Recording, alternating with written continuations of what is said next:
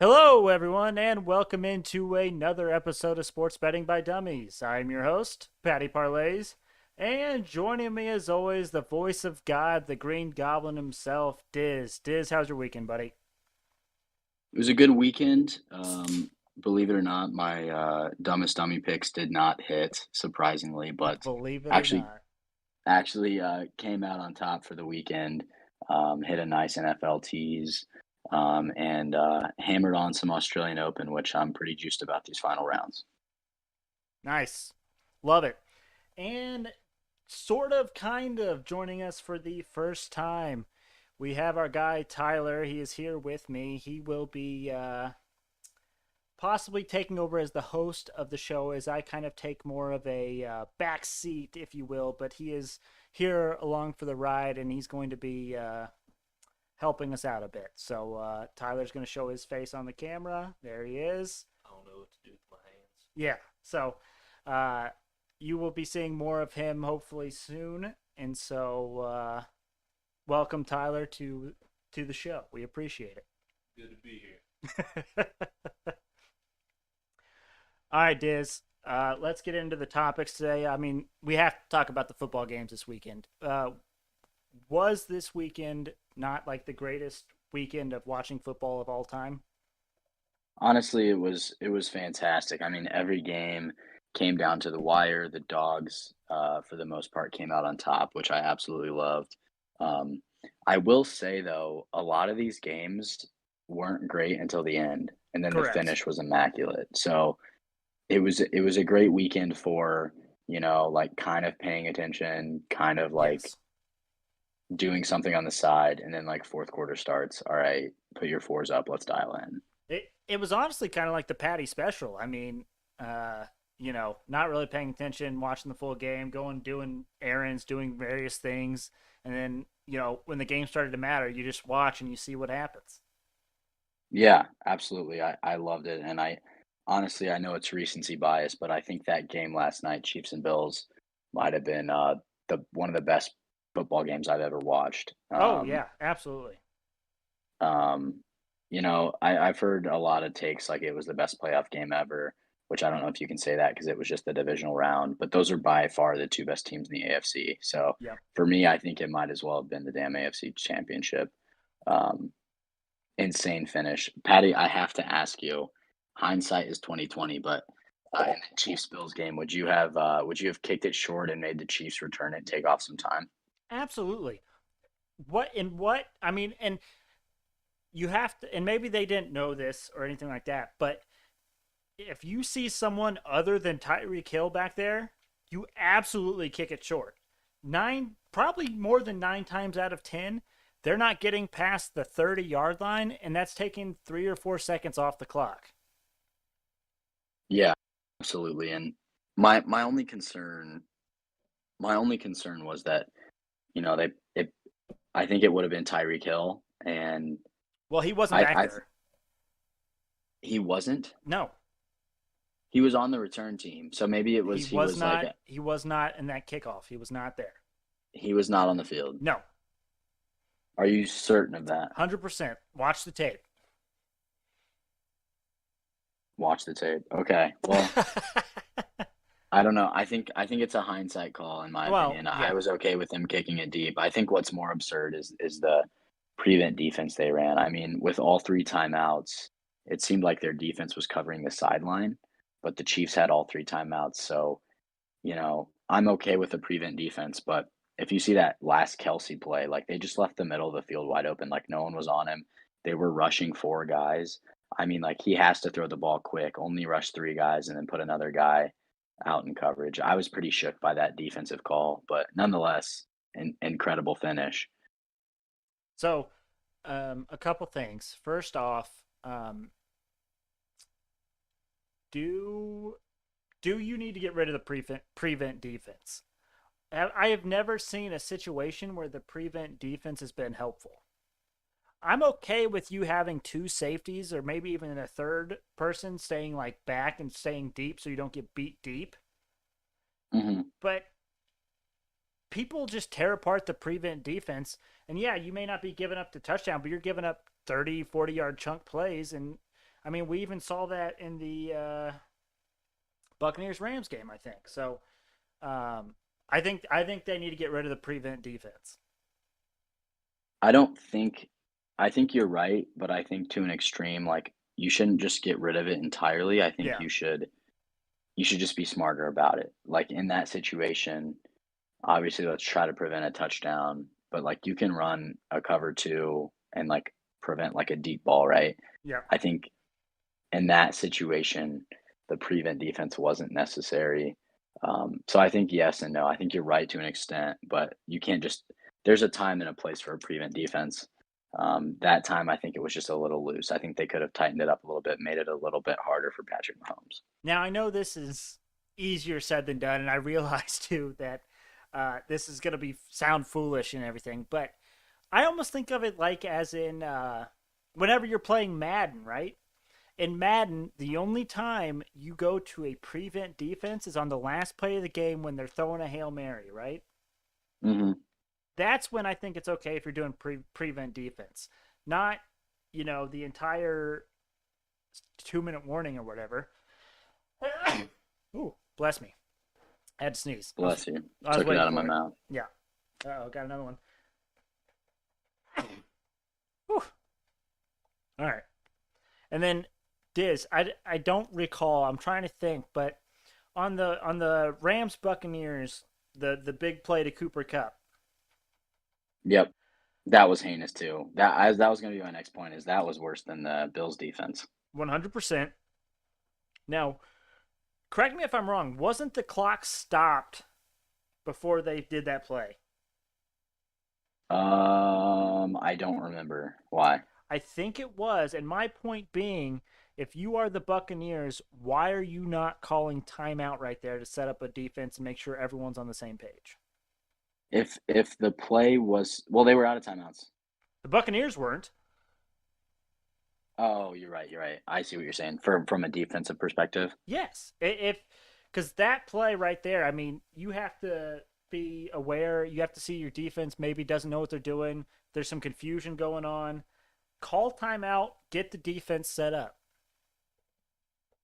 Yeah, if the clock was stopped 100%. Do you know the clock was stopped? I I don't. didn't think it was. I thought maybe Oh, the I play before think that was Cooper when Kupp Cooper go out of Cup caught it bounds. for like 10, 20 yards and then ran out of bounds.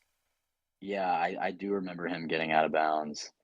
Yeah, you would think maybe set up a defensive play there. But even still, I mean, you can't have one safety back there and then a simple cut move and your season's over. He's Well, the best receiver in the game. did you?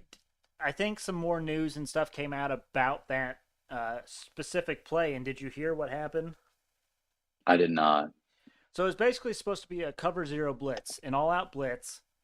And on SportsCenter this morning, they circled this linebacker that literally was just like in no man's land, just sitting like in the middle, like of the secondary. Where if he would have blitzed, then Matthew Stafford probably didn't have time to make that throw. And he was supposed to be Yeah. blitzing, but he didn't realize it. And so they didn't blitz as many people as they needed to. They were able to protect Matthew Stafford long enough for Cooper Cup to get open and burn the one guy he had to beat. So again, hindsight's 2020, but there were some questionable coaching calls to say the least in these divisional games, and it ended up costing those teams pretty bad. Yeah, definitely. I was pretty shocked by both of those, but I mean, it just goes to show you that, heat of the moment, you never know what's going to happen. And Mm-hmm. I think a couple of your live bets didn't go as planned, but Dude, I thought it I was thought the Bucks had it. I literally, uh, well, what I wanted to comment on this was, and I would have been super annoyed if the Bucks won because the Rams were just kicking themselves in the foot. yes, Brady didn't even look that great. He had one great deep ball to Mike Evans, but other than that, like he was missing guys. He was making bad decisions. yep, Rams fumble a couple times. Uh, was it Brady threw a pick or he got strip sacked? He got strip sacked, and then the very next play, the snap goes 30 yards behind Stafford, and the Bucks get the ball back. It was like you couldn't draw it up any better for Tom Brady, and I was pretty happy that the Rams won, honestly. yeah. I'm certainly not disappointed that Tom Brady's out of the playoffs and we won't have him in another Super Bowl. So Um, Now, here's my next question for you, Diz. Uh, who do you have winning the Super Bowl at this point? We're down to 4 teams.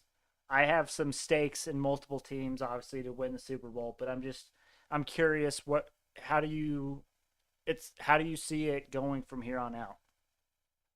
I think you have to think the Chiefs are going to win after what you saw last night, but at the same time, I really like the Niners to shock the world, and just because of how bad that Rams team looked in that second half. Um, Granted, Jimmy G is not who you want to be your starting quarterback in the NFC Championship. I think the Niners might shock some people, and I'm really looking forward to that one. If I had to pick right now, I think it's a Chiefs Niners Super Bowl rematch from a couple years ago, and I like the Chiefs to come out on top. Okay, so current Super Bowl odds, Diz. Kansas City Chiefs, the obvious favorites at plus 125. Then the Rams come in at plus 210, which seems a little high. And then you have the 49ers at plus 450 and the Bengals at plus 800. Are you surprised that the Rams are the second odds-on favorite to win the Super Bowl? I am not. Why? What are you thinking there? Well, the 49ers just went into Green Bay and beat the Packers. Um, the Yeah, but Ra- it was kind of ugly though. I mean, the block punt saved them. They didn't score a touchdown offensively. Um, and the Rams struggled towards the end, but I think overall, um, I can definitely see why they're the second favorite. I I feel mean, like they're favored against the Niners, and whoever's favored is 1 and 2, right? 1 and 2. What are you talking about? I mean, like the Chiefs are favored against the Bengals, and the Rams are Oh, favored against the yes, Niners. So yeah, those yeah, two yeah. teams should be first and That's second. correct. And also, it's interesting because the Rams have a home game for the AFC Championship or the NFC Championship, and then Uh the huh. Super Bowl is also played in their stadium. So they actually potentially have 2 home games to finish their season. Yeah. So maybe that's why they're favorites is because they're at home, and so you give 3 points to the home team, and so the Rams are there. But I just feel like the 49ers played a better Packers team, and they ended up beating the better Packers team. So I don't see how the 49ers aren't more favorited, if you will. But so I have a big bet. We talked about it on the show. I had that promo at the beginning of the season where I have the Chiefs to win the Super Bowl. So I have big money invested on the Chiefs to win the Super Bowl. And then I get like $37 if the 49ers win the Super Bowl at this point.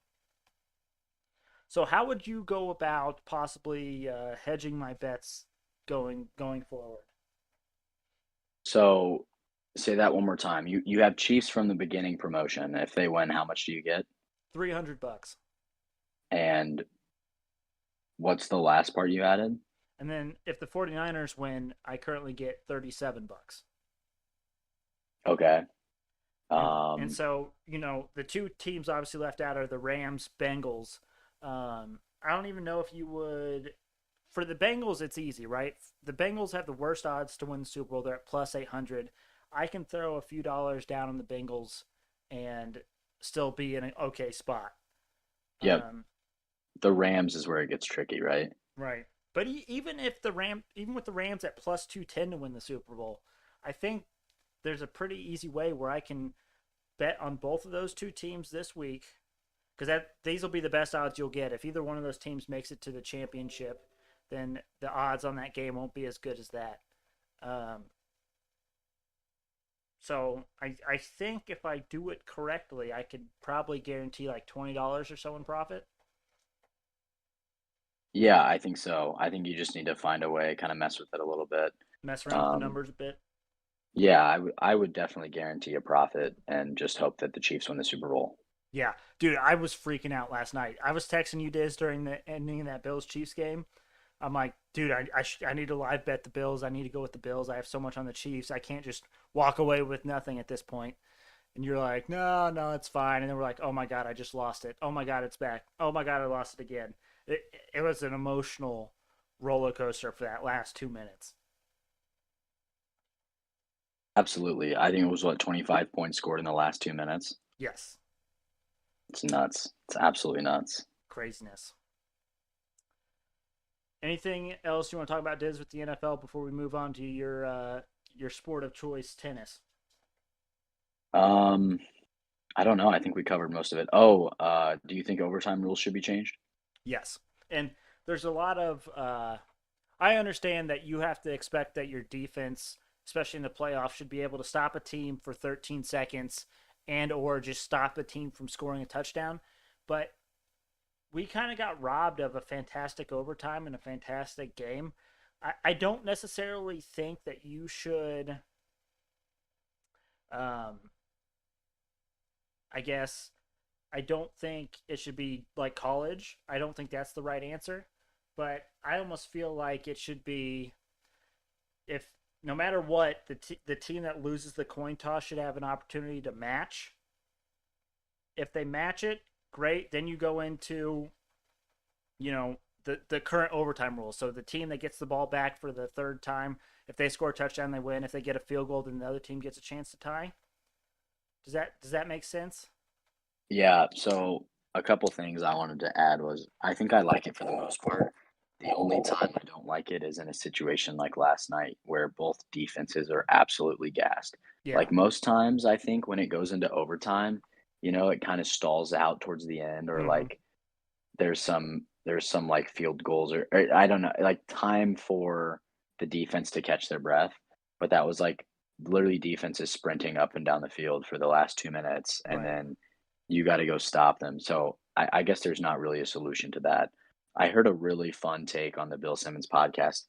There's this guy, I can't remember his name, but he thinks that whoever has the ball second Mm-hmm. should have a chance to tie it up with the touchdown in the amount of plays it took the first team to score. So, like, it took the Chiefs 6 plays to score that touchdown in overtime. Mm-hmm. So you give the Bills the ball back to score in 6 plays or less. And if they score in exactly 6 plays, then the game continues. If they score in less than 6 plays, the Bills win, and if they don't score in 6 plays, the Chiefs would win. Which I thought that was really cool. That'll never happen, but No. I just thought that was an interesting take. That certainly is interesting. I also heard another one where they're like the first team to score 8 points in overtime wins. So if the first team that wins the coin toss goes down and scores a touchdown, they have to get the 2 point conversion to win.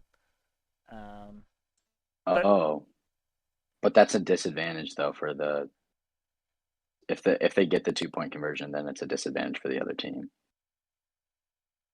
what are you talking about? You said you have to go for two? The first team to score 8 points in the overtime period wins. Oh, I see. So they could, score a touchdown, go for two, miss it, but then still end up getting to eight first. Hmm. Or if they kick a field goal first, they're not necessarily out of it either. Gotcha. So Gotcha. I thought you meant the second team has to go for two. no, no, no, no, no, no. Got it. But they could, if the first team goes down, scores a touchdown, doesn't get the 2 point conversion, or the first team goes down and kicks a field goal, the second team could then come down, score a touchdown, go for two, and actually end up getting that 8 points. Yeah, I totally feel I like that a lot. So yeah, just something to think about. All right, Diz. Moving on to the second topic, the Australian Open. We are currently down to what, the final 16? Eight in each side. So we have eight on the men's side and eight Okay. on the women's side. So we are in the quarterfinals. Just wanted to highlight a couple matches here. Um, would absolutely love a Gail Monfils and Nadal semifinal. Monfils has been one of my favorite players for a long time. He's an older Frenchman who has kind of been flashy and is very entertaining to watch, but has never been able to advance very far in a Grand Slam tournament. And then obviously Nadal. I just think that'd be a really fun matchup. Um, and then also was very shocked that Stefanos Tsitsipas was the underdog against Jannik Sinner. So I have that one I'm looking into as well. Um, and then Medvedev on the bottom, I think he's going to cruise to the final.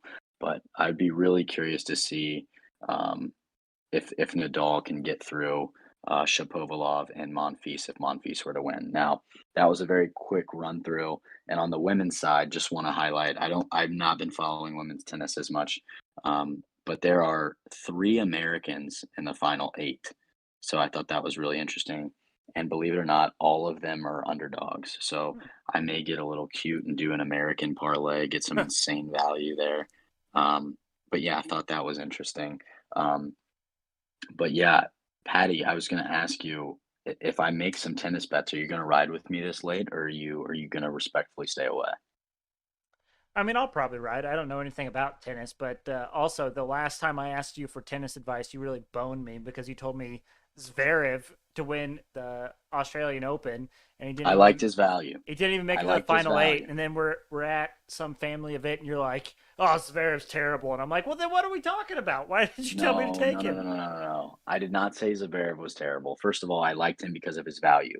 Without Djokovic playing, any one of the top five can win the Grand Slam. So I liked Zverev's value, Hmm. and he got a bad draw. And when I was talking to our mother about this, I was like, I love Zverev, but it's tough. It's going to be tough for him to win a Grand Slam. And you were like, well, what the hell? Yeah. What'd you tell me to do? And then of course he lost that night. So um, that was a bad look on my part, but um, I liked his value. I'll leave it at that. So, anything else, Diz, on the Australian Open? Yeah, well, I'll get to it on my dumbest dummy picks. My favorite dumbest dummy picks comes from that quick breakdown, Okay. but we can save it for that section of it. Okay. Well, then let's move right on to that section, the dumbest dummy competition picks. Let's review ours from Friday, Diz. I went 4-12. It's a damn good thing I hit the first basket Friday because I got smacked around. How You're how did probably Go ahead. you're What? probably in the same boat because you hit the first basket Friday. What? You're probably around the same unit level. Oh, yeah. I actually ended up losing like 4 units because the first basket Friday wasn't as a high of odds as sometimes I usually give or get on those first baskets. So Hmm. it wasn't as beneficial as you would expect, but it was still a pretty good Friday in all things considered. Um, but how did you do on Friday? So I only had two. I went 0 and 2. Kraken did not hit for me, and my first basket Friday did not hit for me as well. But my NFL teaser hit. I know I didn't announce it on the pod. It wasn't a dumbest dummy, but feeling good about that. Feeling good about the AFC and NFC championships. So yeah, 0 and 2. I wonder where we're at in the competition. So in the dumbest dummy competition, I am down 1.9 units and you are down 7.18 units. So you're telling me there's a chance. There's always a chance in this. Like I said on Friday, all it takes is for me to have one really, really bad night and you're back in it no matter how bad your month's been. So um, it is what it is. But for tonight, Diz, I have only 4 competition bets. There's a lighter load on the NBA tonight, and so I've only got 4 player props, and they're all from the same game. Hit me. So the first one, I'm going Jonas Valanciunas to score 25 plus points tonight at plus 200. His over under is set at 20.5, so I'm going a little bit higher than that. But he is going against the Pacers without Miles Turner and Sabonis. Um, and also, the Pelicans are without Brandon Ingram. So I think JV becomes more of the offensive centerpiece. And so I think they'll feed him. And I don't think Goga will be able to defend him. Speaking of Goga, I'm going Goga Bitadze over 12 and a Beautiful. half points Nailed at it. minus 122. So in the 2 games, which were the last 2 games, coincidentally enough, without Turner and Sabonis, he's hit this twice, and the Pelicans rank 18th in points allowed. So I'm going with Goga offensively, but then I don't think he'll be able to play defense. So we're looking for a lot of points from the big men tonight. And then I'm going Torrey Craig over 1.5 3 pointers made at plus 142. He has hit this in the 2 games without Turner and Sabonis, and the Pelicans rank 22nd in 3 pointers allowed and 29th in 3 point percentage allowed. And finally, I'm going Justin Holiday over 2.5 assists at plus 140.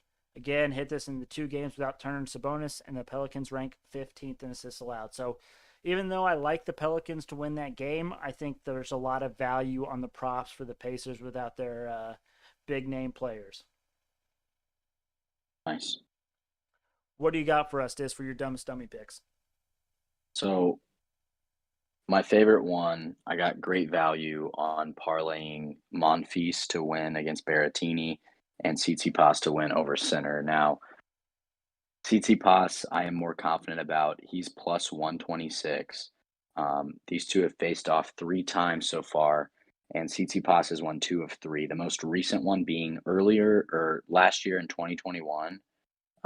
He won in straight sets. Now, I will say the disclaimer is all 3 of these matches have been on clay, so take that with a grain of salt. But I love Tsitsipas to win, and then Monfils over Berrettini. They're 1-1 head to head. What I looked into, it seems like the age is the factor here. Um, Berrettini is much younger than Monfils, but Monfils is actually playing the best he ever has. So I think that is a little skewed, and I think Monfils moneyline, Tsitsipas moneyline, those parlay those together, and you get plus 460 value.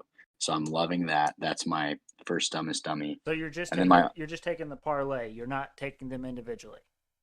right, parlay them together. And then how big of a deal is, like, clay versus grass? Like, I know some people play better on grass, some people play better on clay, but is it a big enough factor where, like, I mean, obviously Nadal's the king of clay, right? Correct. So if Nadal's playing anyone on clay, you're taking him. But is there a situation like this where they're playing on, I don't know, what are they playing on right now? Hard court, So normal tennis court. So if they're playing on hard court right now, is there a situation where you would take someone against Nadal just because they're playing on the hard court, where you would take Nadal definitely if they were playing on clay? So statistically, the biggest difference is clay. So like people, like we've seen it with Nadal, like he owns the French Open. Like Yep. players can be better on clay because it's more about mobility and like I would say clay is the biggest differentiator where it kind of separates. Some can be much better on clay, but as far as hard court goes, like that's what most players grow up on. That's the common tennis court that you and I play. Um, so hard court's kind of just the middle ground. It's the control when it comes to surfaces, and I think it's more about I think it's what am I trying to say here? It's the base. I would say you can tell more of a surface difference on clay and grass than hard court. Hard court you Gotcha. can't really use. Um, Hard court's more hard to predict, I would say. Okay, gotcha. Sorry, you can continue with your other ones. No, you're good. I only have one more. I wasn't really liking the board tonight at all. But I liked I saw one over in the NHL that I liked, and you better believe it was 5.5. So Ducks at Bruins over 5.5. Just love the number. Got that at minus 115. So really where I'm at in the competition, I need that tennis bet to hit to gain some ground. But we got a couple more podcasts to go before the end. So Yep. um hoping to hit those both. So you said you liked Ducks Bruins over 5.5. Yep. Okay.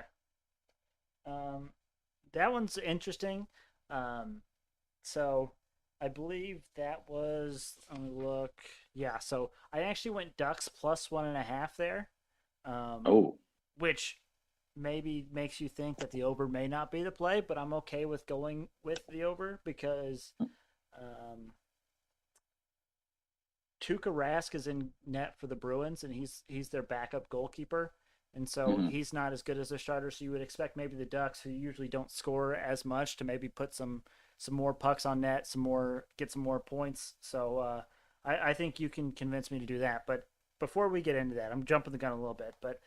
Group best bets. So as a group, we were actually down 2.1 units. So Diz, we need to pick it up here a little bit in this last week or so because we're fighting for the positive units for the group. Um, but I think we can agree Ducks Bruins over 5.5 is one of those. Yep. Yep, of course. I'm all for it. Okay. Is there anything else like in the NHL or anything that colors your fancy? I'm loving Madison Keys money line. I don't know who that is, but sure. She's playing Barbora Krejcikova, and they've never played head to head. But Madison Keys is hot right now. A lot of the Australian crowd is favoring her. She's kind of every Grand Slam has kind of a surprise um, that the fans get behind, and I think Keys is a great pick. Good value at +110. I think it's almost a coin flip, so taking her at plus money is good value to me. Okay. Sounds good to me. And then how do you feel about Pelicans -3.5 versus the Pacers? Yeah, I don't mind it. Fade the Pacers all year.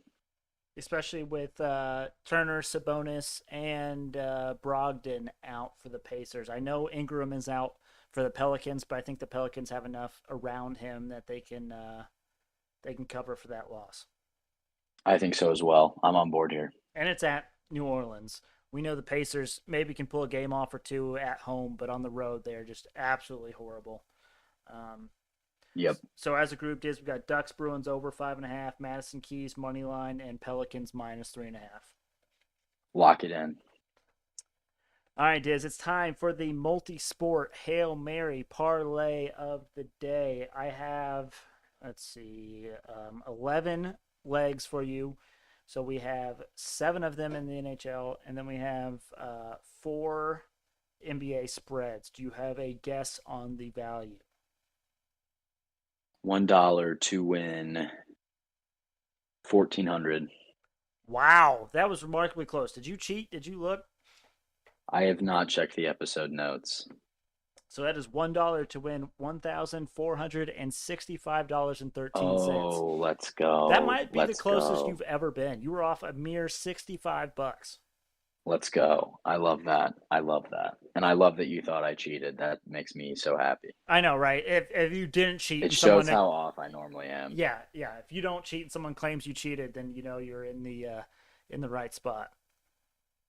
Yep, 100%. All right, so we're gonna start in the NHL. I got Ducks +1.5 versus the Bruins. Rangers moneyline versus the Kings. Flyers moneyline versus the Stars. Golden Knights moneyline versus the Capitals. Wild -1.5 versus the Canadians.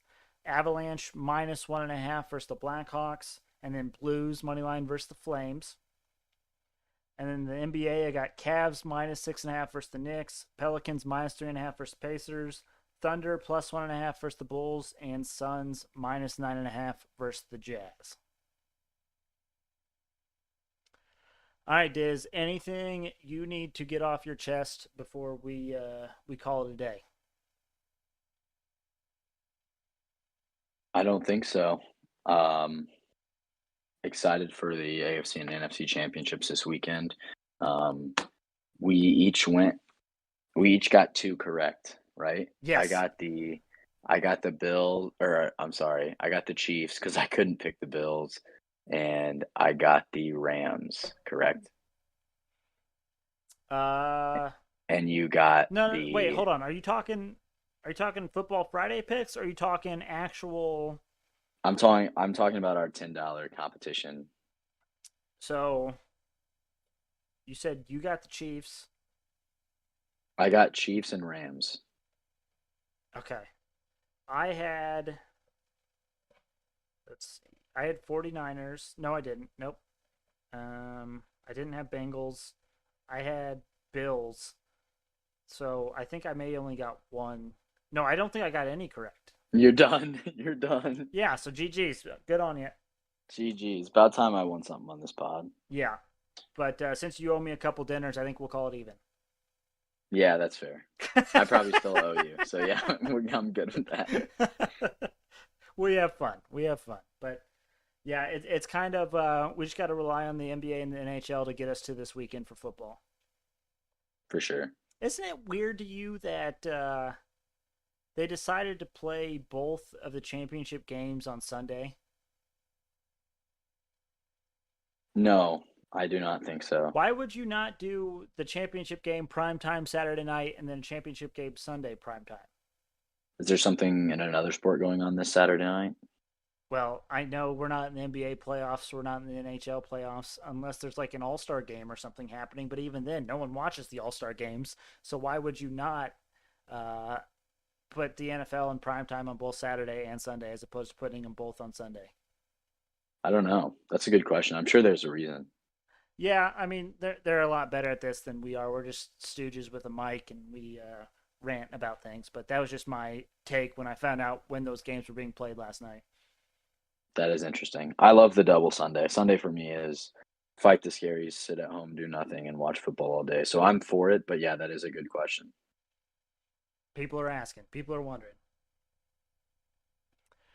Well, thank you all for listening. We really appreciate it. Remember to check us out on Twitter and Instagram at SportsBet by Dumb. And then also check us out on YouTube. If you go to YouTube, go to the search bar, type in Sports Betting by Dummies, filter by channel. We should be that first one on there. Look for the black and yellow logo. You cannot miss it. Thank you all for listening. Hopefully, you have a nice, profitable start to your week. And we will see you all on Thursday.